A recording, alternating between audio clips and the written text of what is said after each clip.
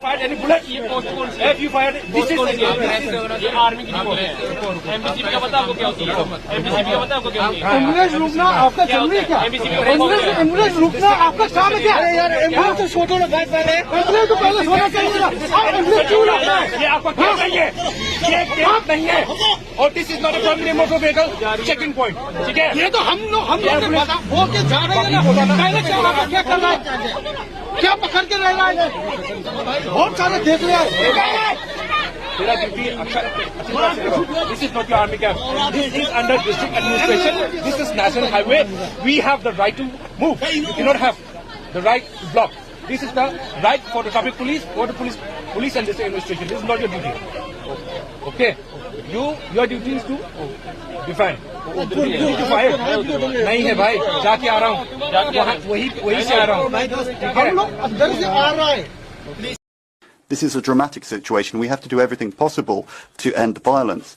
Since he entered power in 2014, Narendra Modi, the Prime Minister, has been implementing a radical nationalist Hindu policy, which has had terrible consequences. Journalists, religious minorities, and human rights fighters.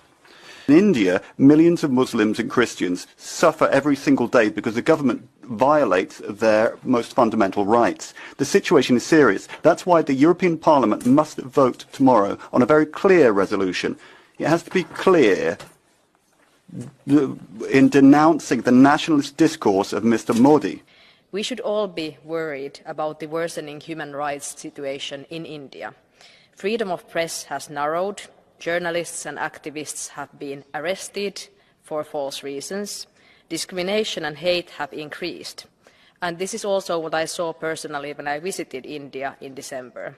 This saddens me as India is a very important partner for us. EU and India have to make human rights and democracy a fundamental part of their partnership in all regards, including trade. Our joint resolution is crystal clear. We are calling on India to do everything within its power to end ethnic and religious violence, to punish perpetrators and end Hindu extremism.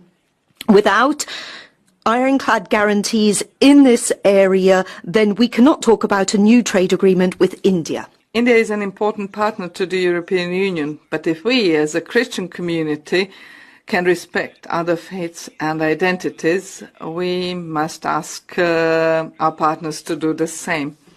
I propose an urgent visit by the European Special Envoy for Religious Freedoms to India, and the way Indian government will treat this proposal will show whether the authorities there are for the time being only powerless in such cases, or whether they knowingly allow persecution of religious minorities by radical groups. And for political leaders to refrain from making inflammatory statements. They should impartially mediate tensions and reject any nationalistic rhetoric.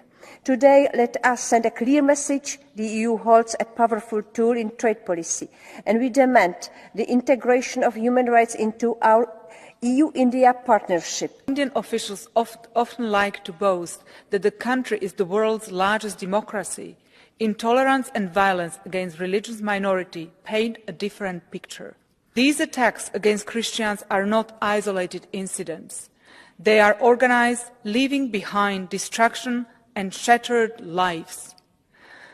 The EU cannot close its eyes to this crime. With this resolution from the European Parliament, we call on the most populous democracy in the right just to do what it is duty-bound to do in its constitution, to maintain religious freedom also for Christians in Manipur. Despite the gravity of the situation, authorities are not taking sufficient action and fostering peace dialogues, while the Manipur Tribal Forum's plea for protection of the Kuki tribe by the Indian Army has been rejected by the Supreme Court.